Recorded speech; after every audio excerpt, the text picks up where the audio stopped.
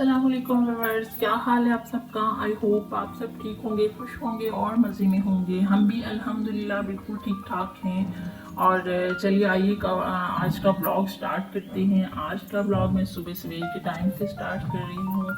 यहाँ पे नमाज का टाइम था। नमाज पढ़ने के बाद मैं बेबी को लेके तो बाहर वॉक करने के लिए चली गई हूँ। और आजकल मैंने वॉक स्टार्ट की हुई है, काफ़ी एक मंथ तो हो गया है मुझे वॉक स्टार्ट किए हुए। तो मेरा वेट बहुत ज़्यादा गेन हो रहा था, तो मैंने सोचा चलो मैं भी मतलब यूट्यूब पे ही देख देख के मुझे काफ़ी ज़्यादा अवेयरनेस हुई है वॉक करने की, डाइटिंग प्लान करने की। तो मैंने स्टार्ट किया है, लेकिन डाइटिंग तो मैं अच्छे से प्लान नहीं कर पा रही हूँ। करती हूँ लेकिन बिल्कुल अच्छे से फॉलो नहीं कर पा रही हूँ। कोशिश तो मैं पूरी कर रही हूँ, लेकिन अभी तो मैं वॉक मैं डेली करती हूँ। सुबह के टाइम भी करती हूँ और रात के टाइम भी करती हूँ। तो यहाँ पे बस वॉक मेरी कंप्लीट हो गई थी और अभी मैं घर पे आ गई हूँ। आके मैंने जल्दी जल्दी से बेबी के कपड़े वगैरह चेंज करवाए हैं। इसको मैंने यहाँ पे बिठाया है और ये अपने भाई को उठाना स्टार्ट हो गया है। तो अब्दुल्ला अभी तक सो रहा है एज यूजुअल। जिनको स्कूल जाना होता है उनको नींद आ रही होती है, और जो छोटे बच्चे होते हैं उनको नींद आती नहीं है। ये मेरे साथ ही उठ गया था और अब्दुल्ला अभी तक सो रहा है। और अभी ये इसको बैठ के डिवाइस लगा रहा है। तो देखिए, इतने छोटे छोटे बच्चों को भी पता है कि ये मेरे भाई की डिवाइस है और ये इसके सर के ऊपर लगती है और इससे मेरा भाई सुनता है। तो ये भी इसके हाथ लग गई है। तो अभी मैं इससे ली है तो बहुत रोना स्टार्ट हो गया कि मुझे वापस दे, मैंने अब्दुल्ला को लगानी है ये डिवाइस। तो इसने मुझसे लड़ झगड़ के वापस ही ले लिए। तो इसको वहीं पे बैठा रहने दिया। मैंने कहा अगर ये थोड़ी बहुत छेड़खानी करेगा ना तो अब्दुल्ला खुद ही उठ जाएगा। इतनी देर में मैं लंच बॉक्स की तैयारी कर लेती हूँ। लंच में मैं अब्दुल्ला को ज़्यादा कुछ नहीं देती हूँ, बस ये 2 ब्रेड के पीस मैंने इन पे चिकन स्प्रेड लगा दिया था और साथ में एक ये लेग पीस फ्राई कर दिया था और साथ में ये मैंने एक जूस दे दिया था डे फ्रेश का। तो इसके अलावा मैं इसी तरह की चेंज कर करके देती हूँ, लेकिन ज़्यादा नहीं देती हूँ क्योंकि उसी हिसाब से देंगे जिस हिसाब से बच्चे घर पे खाते हैं। तो अब्दुल्ला घर पे भी इतना ज़्यादा खाना नहीं खाता, तो इस वजह से मैंने बस थोड़ा सा ही देना होता है इसको, सिंपल सा ही लंच देती हूँ। तो बस अब्दुल्ला को स्कूल छोड़ने गई थी और स्कूल छोड़ के आके मैं अपना ब्रेकफास्ट करने लगी हूँ। तो अपने लिए आज मैं वॉक करने के बाद ना कुछ ठंडे का ही दिल कर रहा होता है, तो चाय पीने का बिल्कुल भी मूड नहीं हो रहा था। तो सोचा चलो अपने लिए मैं ये मैंगो टैंक बना रही थी, इसके साथ मैंने बस ब्रेड खा ली थी।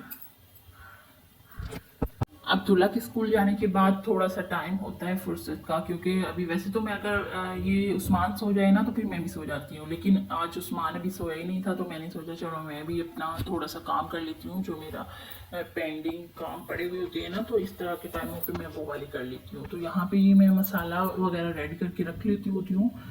तो ये मैं मसाला भूनती नहीं हूँ, लेकिन जस्ट इसको चॉपर में चॉप करके रख देती हूँ, क्योंकि जब थोड़ा सा कोई सालन बनाना होता है तो हर दफ़ा चॉपर को निकालो और चॉप करो और टाइम भी वेस्ट करो। तो इस तरह से ये मेरे पास ना 2 साइड वाला बॉक्स है। तो इसमें एक साइड पे मैं पेस्ट डाल देती हूँ, एक साइड में मैं ये चॉप किया हुआ मसाला रख लेती हूँ। वैसे तो मैं इस मसाले में हरी मिर्चें भी डाल लेती हूँ, लेकिन आज मेरे पास अभी हरी मिर्चें रखी हुई नहीं थी, बस प्याज और टमाटर ही थे। तो सोचा चलो इन दोनों को मैं चॉप कर लेती हूँ। इस तरह से मैं एक सालन के हिसाब से, जितना मसाला एक सालन में डालना है ना उस हिसाब से मैं अलग अलग से एक टमाटर एक प्याज, जिस तरह से भी हमारा हिसाब होता है उस तरह से मैं करके तो इनकी इस तरह से लेयर्स बना देती हूँ, ताकि जब हमें निकालना हो तो सारे मसाले को डिफ्रोस्ट नहीं करना है। तो बस एक मसाले का जो ये लेयर है इसको मैं इस तरह से सेपरेट सेपरेट रख रही हूँ, ताकि मैं जब भी लूँ तो एक लेयर ले सकूँ।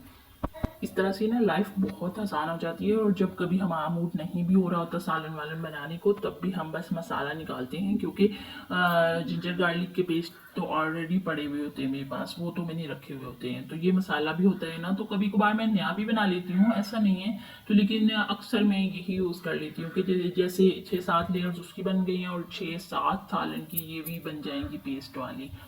तो अभी मैंने टमाटर और प्याज को डाल के ब्लेंडर जग में तो पेस्ट बना लिया है। जो सब्जी होती है ना दूसरे वाली, मतलब भिंडी करेले, उनमें मैं चॉप किए हुए चीज़ें डालती हूँ, और जो ग्रेवी वाले सालन बनते हैं उनमें मैं ये वाले पेस्ट वाले डालती हूँ। तो इसलिए मैंने दोनों किस्म के मसाले रेडी कर लिए हैं, तो इसलिए मेरा ये 1 वीक ईजिली चल जाएगा। अभी मैं इसको ढक्कन लगा के तो 2 घंटे के लिए फ्रीज़र में रख दूंगी। 2 घंटे के लिए क्यों रखूंगी? क्योंकि ये जो पेस्ट है इसके भी क्यूब्स बननी है, तो अगर हम इसी तरह से इसको फ्रीज कर लेंगे तो बाद में काटना बहुत मुश्किल हो जाएगा। 2 घंटे बाद मैं इसमें लाइनिंग कर दूंगी नाइफ की हेल्प से, जब निकालनी होगी तो आसानी से निकल जाएंगी। तो इसके बाद मैंने जो बाकी बचे टमाटर थे इनको भी फ्रीज़र में रख दिया, क्योंकि अगर इनको फ्रीज़र नीचे वाले खाने में रखें तो फिर ये ख़राब हो जाते हैं। तो अगर इनको फ्रीज़र में ऊपर मैंने जो साइड पे खिड़की होती है ना उसमें मैंने इनको रख दिया है ना, तो अब ये ख़राब भी नहीं होंगे और जब मैं इनको निकालूंगी तो इनका छिलका भी बहुत आसानी से रिमूव हो जाता है। तो पेस्ट भी बहुत इजी, उनका पेस्ट बनाने की ज़रूरत नहीं पड़ती, बस इसी तरह से वो पेस्ट ही बना हुआ निकल आता है। तो सब चीज़ें मैं इस तरह से रेडी कर ली हैं। बस इसके बाद मैं अभी स्कूल से अब्दुल्ला को लेके आऊँगी और उसके बाद मैं खाने की तैयारी करूँगी बच्चों के लंच की।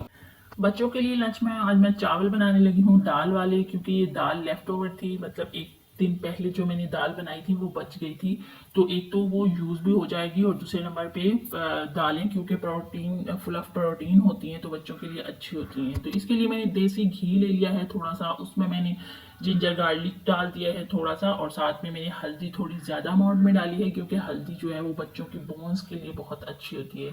लेकिन इसको मैं अच्छी तरह से भून लूँगी ताकि हल्दी की जो स्मेल होती है ना वो बिल्कुल ख़त्म हो जाए। अच्छी तरह से इसको भून लिया है मैंने। साथ ही मैंने इसमें चावल डाल दिए जब पानी बॉयल हो गया था, और इसके बाद मैं इसको पकने के लिए छोड़ दूंगी। तो ये बहुत मज़े के भी चावल बने थे, मैंने भी खाए थे, और हमारा सालन भी जो था वो भी गिराने से बच गया था, और साथ में बच्चों के लिए हेल्दी भी बन गए थे, क्योंकि चावल वैसे तो थोड़े इतने हेल्दी नहीं होते हैं, लेकिन जब इसमें दाल भी डल गई थी, बहुत ज़्यादा दाल की क्वांटिटी थी, तो साथ में देसी घी भी डल गया था, तो बहुत अच्छा सा लंच हो गया था।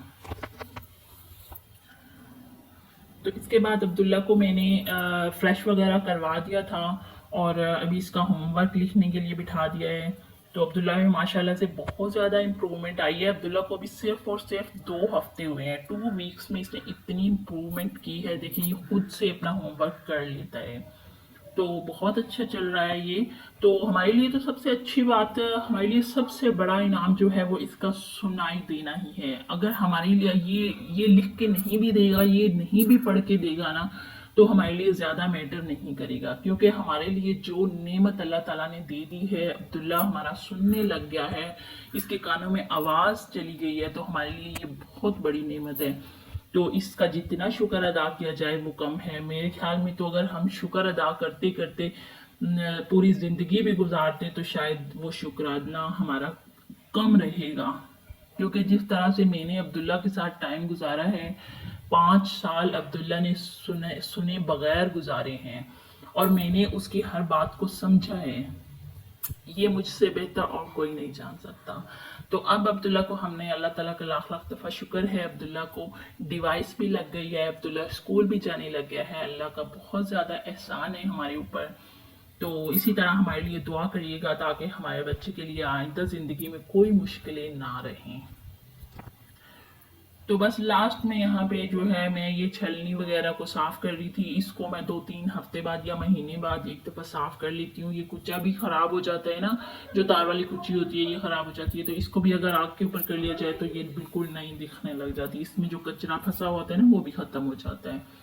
तो साथ में ये छलनी की साइडों से भी जो गन वन फंस जाता है ना तो ये जल जाता है। जलाते हैं ना तो छलनी बिल्कुल भी नहीं जलती है, तो ये बस गन जो इसके अंदर पत्ती वगैरह फंसी हुई होती है ना, चाय की पत्ती वगैरह, तो वो निकल जाती है। तो देखिए किस तरह से अभी इतनी साफ नहीं हुई है। इसके बाद इसको ना तार वाली कुची से रगड़ना पड़ता है थोड़ा सा।